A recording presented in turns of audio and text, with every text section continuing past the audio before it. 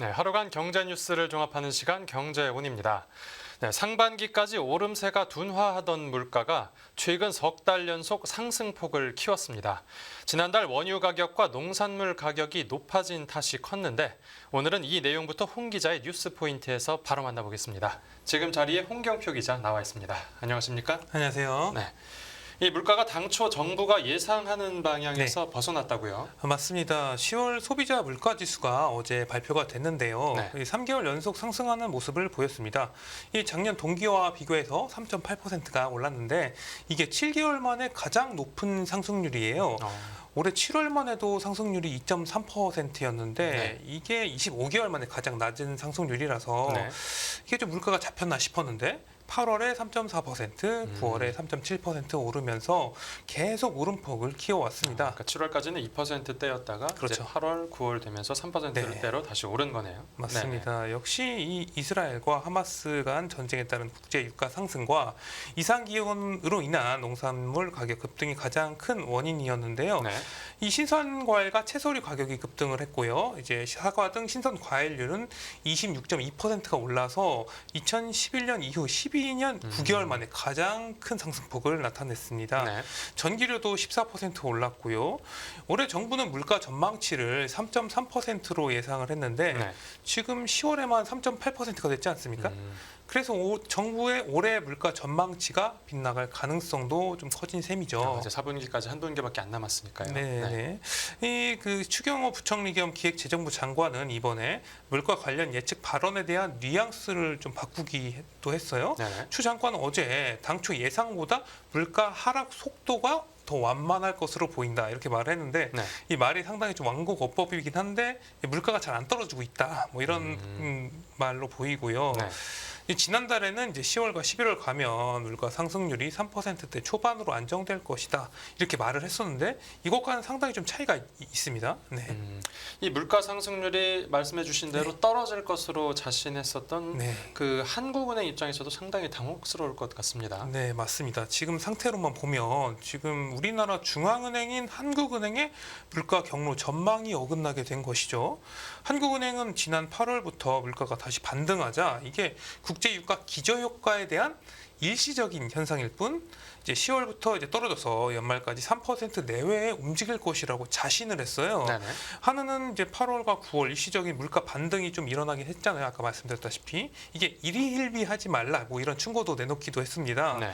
하지만 이제 현실은 반대였는데요. 물론 이제 전쟁으로 인한 유가 상승과 이상 기후가 겹치기는 했지만 네. 물가가 통화 정책과 이제 긴밀하게 연결되지 않습니까? 잘못된 예측이 이제 경제를 뒤흔들 수 있는 요소가 될 수도 있는 거니까요. 네. 그리고 한은이 주장했던 물가의 추세적인 하향 안정화도 신뢰할 수 없게 됐다. 이런 게 지금 시장에서 나오고 있고요. 이것 때문에 이제 한은이 이 추세적 하향 안정화 때문에 1월에 금리를 올린 이후에 금리 동결을 계속해서 해왔던 것인데요. 네. 이 물가 전망이 변화하게 되면 금리에도 영향을 줄 수가 있습니다. 네. 지금 미국이 FOMC에서 기준금리 동결했고 우리나라의 이제 치솟는 물가 등 한은이 종합적으로 고려해야 될 사항이 상당히 많아진 것 같습니다. 네. 이 정부도 그렇고 한국은행까지 네. 물가 상승 경로를 제대로 예측하지 못한 거군요. 맞습니다. 네, 얼마 전에는 대통령까지 나서서 물가에 대해서 한마디 했죠. 이 최근 민생 행보를 이어가고 있는 윤석열 대통령 물가라는 것이 우리의 실생활과 가장 밀접하게 접해 있잖아요. 게다가 유가나 과일 가격, 식료품 가격이 뛰다 보니까 국민들이 체감하는 게 더 아프죠. 그러다 보니 윤석열 대통령이 물가 문제를 심각하게 바라보고 이제 어떻게든 해결하려는 이제 강한 의지를 가지는 모습입니다. 네. 이제 윤석열 대통령의 이제 고심도 깊어지고 있죠. 일단 범정부 차원에서 연일 물가 안정 대책을 내놓고는 있는데요. 거기에도 재정까지 졸라매면서 이제 물가를 잡는데 총력을 기울일 계획입니다. 네네. 이제 윤석열 대통령은 최근에 이제 국민 60여 명과 함께한 민생 타운홀 회의에서 예산과 정부 재정 지출이 늘어나면 물가가 오른다면서 재정을 더 늘리면 물가 때문에 서민들이 죽는다. 뭐 이렇게 강조를 했습니다. 네. 이 내년도 예산을 편성하면서 재정이 물가를 자극할 가능성도 염두에 두고 예산을 짰다 이렇게 볼 수가 있는 것인데요. 네. 윤 대통령은 취임 이후에 글로벌 공급망 차질이 부각될 때나 뭐 유가가 급등했을 때 뭐 풍수의 발생, 명절 전후를 계기로 이제 물가 관리를 반복적으로 강조를 해 왔습니다. 네. 최근 이제 하향 안정화된 물가가 중동의 이제 지정학적 불안 등을 이유로 이제 반등을 하자, 결국 내년도 예산을 편성할 때도 물가를 중요한 변수로 반영을 하기도 했습니다. 네. 정부는 내년도 예산을 656조 9천억 원으로 확정을 했는데 이 전년 대비 2.8% 늘어났거든요. 근데 네. 이게 2005년 이후에 19년 만에 가장 작은 증가폭이에요. 이 재정 건전성뿐만 아니라 물가를 자극할 가능성까지 고려됐다, 이런 평가고요. 네. 그리고 윤 대통령은 이제 예산안 시정 연설에서 우리 정부의 재정 운영 기조는 건전 재정이라면서 이제 건전 재정은 대내적으로 물가 안정에, 대외적으로는 국가 신인도를 유지하는 데 매우 중요하다, 이렇게 네. 설명하기도 했습니다. 네, 이 재정 이야기를 여러 차례 강조한 그렇죠. 걸 보면 허리띠를 강하게 졸라매겠다라는 네네. 의지가 느껴지는데 이 범정부적 차원에서 물가를 잡기 위한 대책 네. 어떤 이 행동이 있습니까? 이 정부가 조직적으로 물가를 잡겠다, 이런 물가와의 전쟁을 사실상 이제 선포한 셈인데요. 예. 이제 어제 범부처 특별 물가 안정 대책을 발표했는데 이 내용을 보면 서민 물가와 직결되는 가공식품의 담당 공무원을 지정하는 전담 관리제를 이제 도입을 하기로 했습니다. 전담 관리제요. 네. 이게 본격적으로 물가 관리 경제에 나선 것이다, 이렇게 좀 볼 수가 있는데요. 예. 이 물가 가중치가 높고 서민 체감도가 높은 빵, 과자, 커피, 라면, 아이스크림 등 이 가공식품과 설탕 등 주요 품목에 대해서 담당자를 이게 지정을 하는 겁니다. 물가 담당자를요. 담당자가 물가를 네. 조절하고 잡는 겁니까? 예, 그러니까 계속 모니터링하고 아. 정책을 펼칠 게 있으면 펼치고 이렇게 하는 건데, 네. 그리고 정부는 이제 소관부처 차관이 이제 물가 안정 책임관이 돼서 물가 네. 안정은 담당 부서가 스스로 책임지겠다는 각오로 철저히 살피겠다, 이렇게 말을 했습니다. 네. 예를 들면 휘발유 가격은 산업통상자원부, 가공식품 가격은 농림축산식품부, 통신비는 과학기술정보통신부. 그러니까 모든 부처가 물가를 잡는데 총력을 기울여라, 이런 것인데요. 네. 이게 이제 과거 이명박 정부 때 약간 물가 관리를 떠오르게 합니다. 네. 이때도 전담 공무원을 지정해서 물가 관리 책임 실명제 이런 걸 도입을 했었거든요. 예. 이게 상당히 비슷한데요. 이 시장에서는 정부가 물가 관리에 이제 의지를 보여준 건 상당히 의미가 있지만, 네. 이 시장 경제 체제에서 정부가 직접 가격을 통제하는 게 가능한 건지, 아니면 의미가 있는 것인지, 이게 상당히 회의적인 시각도 있습니다. 네. MB 정부 때도 물가 관리제 효과가 미미했다, 이런 평가도 있긴 한데요. 그리고 만약에 지금 시장 원리를 무시한다기보다 이제 관리를 하고 물가를 인위적으로 잡으면 한꺼번에 튀어올라서 부작용도 있을 수 있다, 이런 지적도 나오고 있습니다. 부작용도 있다고 하면 이거 잘 검토를 해서 해야 될 것 같습니다. 네네. 네, 알겠습니다. 다음 뉴스 보겠습니다. 네, 위기의 유통업계 CEO 물갈이 인사 확산. 이 소비가 좀채 살아나지 않으면서 요즘 유통업계가 어려움을 겪고 있는데요. 맞습니다. 이 유통업계에 어떤 대규모 사장급 인사 폭풍이 불었다고요? 네, 코로나19 엔데믹 이후에도 경기 침체와 고물가로 내수가 부진하잖아요. 이 가운데 유통업체가 이제 힘든 상황을 겪고 있습니다. 네. 이 때문에 이제 전쟁 중에 장수를 교체하지 않는다, 이런 격언도 있지 않습니까?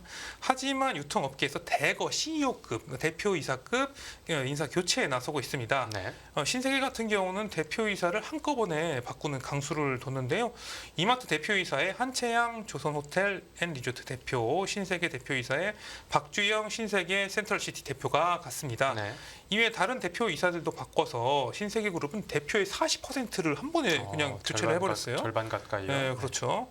그리고 현대백화점도 어제 임원 인사를 했는데요. 이 백화점과 홈쇼핑 대표를 동시에 바꿔버렸습니다. 현대백화점은 정지영 영업본부장 부사장이, 홈쇼핑에는 한광영 영업본부장 전무가 내정이 됐는데, 둘 다 영업본부장 출신으로, 그러니까 이제 어려운 대내외 환경을 돌파하기 위해서 이제 업무 추진력을 갖춘 인물을 이제 전면에 내세운 것으로 이제 보이고요. 네. 현대백화점은 지난 2년간 이제 계열사 대표이사를 이제 유임을 시키면서 변화를 주진 않았거든요. 네네. 그런데 이번에 안 되겠다 싶어서 이제 다 바꿔버린 것으로 볼 수가 있습니다. 대표이사를 포함해서 임원 40여 명의 인사도 같이 또 진행을 했고요. 임원급 40명까지요. 네. 그 대표급 인사에 이제 변화가 있었던 곳들 소개해 주셨고, 네네. 이 변화의 바람이 다른 기업으로 번질지 여부도 지켜봐야겠죠. 네, 맞습니다. 이제 일단은 유통업계에서 물갈이 인사 흐름이 시작이 됐기 때문에 롯데나 CJ 등도 큰 변화가 있을 것이라는 게 이제 업계의 관측인데요. 네. 롯데나 CJ 둘 다 이제 경영상 어려움이 있는 건 좀 마찬가지긴 하거든요. 네. 롯데의 경우 이달 하순 이제 정기 인사를 이제 단행할 게 점쳐지고 있습니다. 네. 롯데그룹은 주축 산업인 유통과 화학이 부진해서 계열사 신용 등급이 이제 줄 강등됐잖아요. 제가 과거 이제 취재 파일에서도 한번 보도 드리기도 했었는데요. 이 롯데 재계 순위도 5위에서 6위로 밀렸어요. 그래서 위기감이 상당히 커진 상태입니다. 네.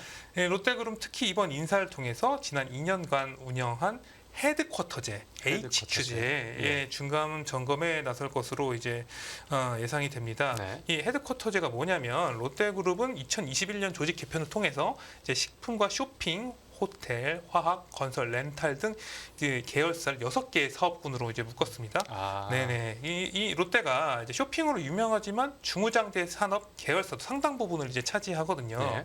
거기서 이제 식품과 쇼핑, 호텔, 화학 등 4개 사업군 6개 중 4개는 1인 총괄 대표가 있는 HQ 조직으로 이게 묶은 바가 있습니다. 네, 그러니까 이제 기존의 회사 대표 위에 4개 산업군 같은 경우는 이제 대표제가 또 하나 따로 있는 것이죠. 아, 네네. 네네. 네, 보통은 이제 주요 계열사 대표와 이 HQ 총괄 대표가 겸직을 하는 경우가 많은데요. 네. 롯데그룹은 올해 7월 이완신 전 호텔군 HQ 총괄 대표가 사임한 후에 해당 자리를 공석으로 두고 이제 호텔군 HQ 역할을 축소를 했습니다. 예. 이게 뭐 HQ 뒀는데 효과가 그렇게 크지 않다고 판단을 한 것으로 보이고요. 슬림화에 나선 것이죠. 공무원 조직도 그렇지 않습니까? 네, 그러니까 일종의 옥상옥 구조니까 좀 네. 이제 좀 효율화를 해보자 이런 것 같은데요. 네. 또 내년 3월 임기가 만료되는 김상현 롯데쇼핑 부회장과 정준호 롯데쇼핑 대표, 이영준 롯데케미칼 대표, 나영호 롯데온 대표 등이 인사 대상에 오를지도 주목이 되고 있는 상황입니다. 예. 그리고 그 신유열 롯데케미칼 상무의 승진이나 이제 유통업으로의 이게 보폭 확대, 그러니까 경영 보폭 확대 여부도 이제 관전 포인트인데 네. 이 신유열 이제 상무가 신동빈 회장이 장남이자 네. 롯데가 3세거든요. 네. 이제 화학을 지금 맡고 있는데 이제 그룹의 양대축인 이제 유통까지 맡아서 이제 위기 속에서 경영 전면에 나설지도 좀 관심이 되고 있습니다. 네네. 이제 롯데 이야기는 들어봤고 네. CJ도 대규모 인사를 할 것으로 보인다고요? 네, 맞습니다. 이제 CJ그룹은 최근에 CGV 중심으로 상당히 어려움을 겪고 있죠. 네. 지난해 10월 초로 인사를 앞당긴 CJ는 이제 올해는 예년대로 다음 달 초에 인사를 할 것으로 보입니다. 네. 이재현 이제 CJ 회장이 제시한 이제 3년 중기 전략이 올해로 마무리가 되거든요. 네, 그래서 성과에 따른 신상필벌 인사가 대거 이루어질 것이라는 견해가 우세합니다. 네네. 주요 계열사 CEO 중에는 이제 강신호 CJ 대한통운 대표와 허민회 CGV 대표의 임기가 내년 3월 만료되는데 누가 위기 속 후임자로 올지도 지금 관심이 쏠리고 있습니다. 네. 또 추가로 들어오는 소식이 있으면 네. 보도 부탁드립니다. 네, 네, 오늘 뉴스 포인트는 여기서 정리하죠. 잘 들었습니다. 감사합니다.